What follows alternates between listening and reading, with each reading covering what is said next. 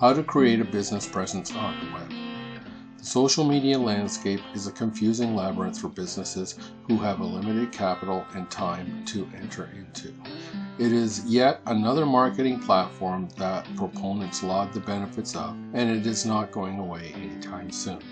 With the diminishing returns from traditional marketing techniques such as printed directory advertising, local newspaper ads, broadcast radio, and cable television, businesses, especially local small businesses, are seriously looking at alternative marketing techniques. The internet offers an attractive vehicle because it is seemingly low cost or even free. It appears to only take a little time, and if you have employees, you can task them with making it all work. Once you embark on creating a web presence, you quickly find that it is not as easy as you once imagined. It is not as cheap. It will cost you time or money, both of which you have precious little of as a small entrepreneur. It should be noted that fully 99% of all independent businesses in the United States employ fewer than 500 employees. These businesses employ 52% of all U.S. workers. This number is about 64% in Canada and 59% in the UK. So small business must step up its game if it is going to compete in the current marketplace and keep our countries employed. A bit about networks, relationships, and graphs. Networks connect people, things, and information. Hyperlinks connect the web into an information network. Communities are groups of people connected by relationships known as social networks. Google came along and made information networks easier to navigate. Facebook made it easier for us to navigate our social networks. Twitter made it easier for us to expand our social networks to include people we previously didn't know and allow us to share information and find others with interesting information. We became information networkers. Google's mission to organize information on the web needed a social network that allowed information workers to do just that, and Google Plus was born. Facebook plotted a bunch of dots representing people with lines running between them representing connections and called it a social graph, showing the interconnectedness of people. If you plot yourself with lines connected to your interests, then you have an interest graph, and Google Plus is based on that interest graph. Mapping social interactions along with interest interaction produces the influence graph, from which emerges Google's concepts of authorship and authority, two things that are becoming more important in marketing today. The main social media channels for the purposes of this discussion are Facebook, Twitter, and Google+.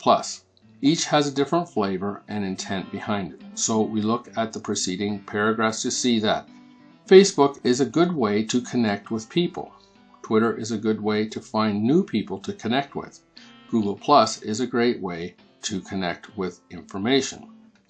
The last thing to keep in mind is influence, and we find that on Google Plus also. By putting our information out to the information curators on Google Plus, we allow the opportunity for our information to gain influence.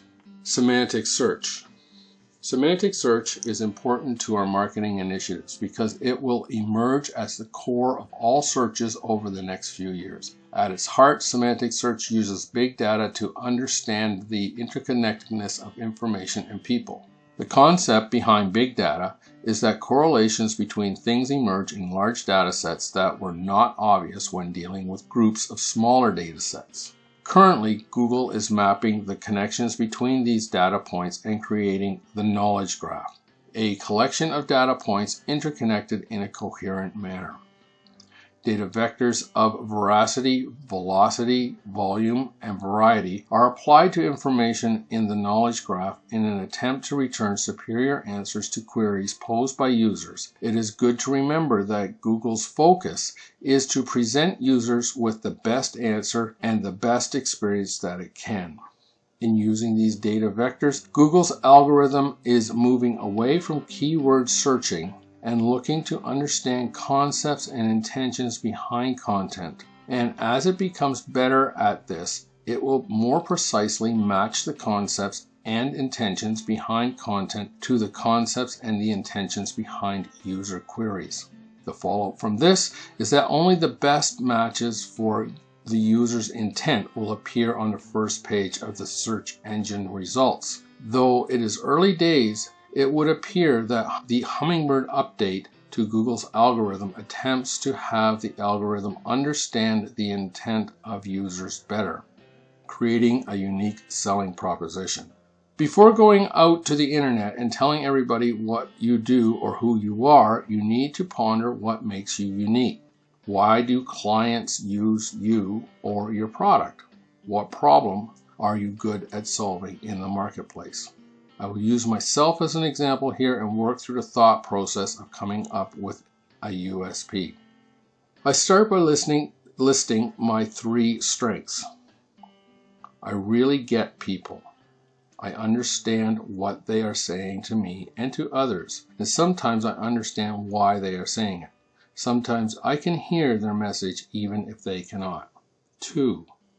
I understand audiences. I know what they want and how to capture their attention. I can deliver graphics and written content in ways that clients did not foresee while staying true to their message. I often exceed my clients' expectations.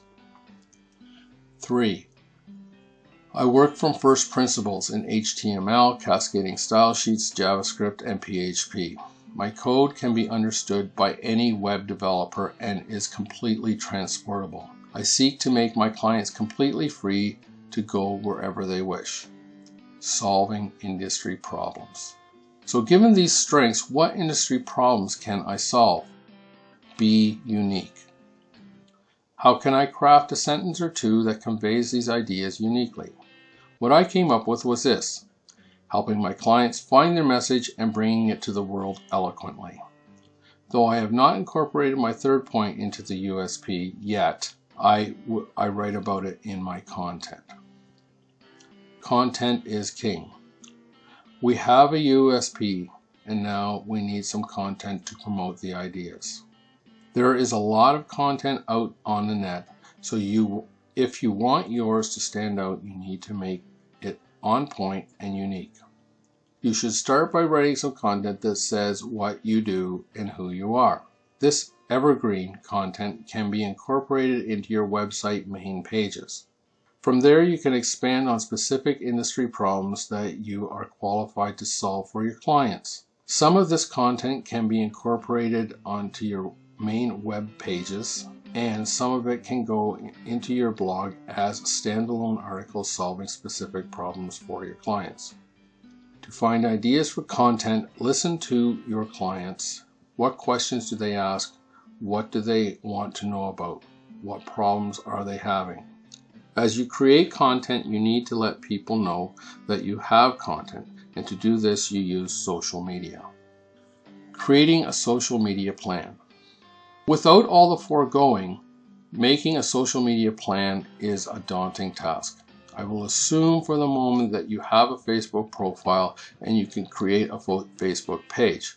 Next, you should create a Twitter account. Google Plus is still the new guy on the block, but it has some great advantages. If you have a Gmail or YouTube account, setting up a Google Plus account is easy. I use a service called Friends Plus Me, which will take your Google Plus posts and cross-post them to Facebook profiles, pages, LinkedIn profiles, LinkedIn groups, Tumblr, and of course Twitter. Google Plus can be used for 2 things. Firstly, this is where you post your posts so they can propagate across your other social platforms. Secondly, remembering that Google Plus is about shared interests, you can become an information curator and reshare information you find there with your audience. This often saves you time of creating new content all the time. It will also give you some ideas for content that you haven't written yet, or ideas you can incorporate when updating your content.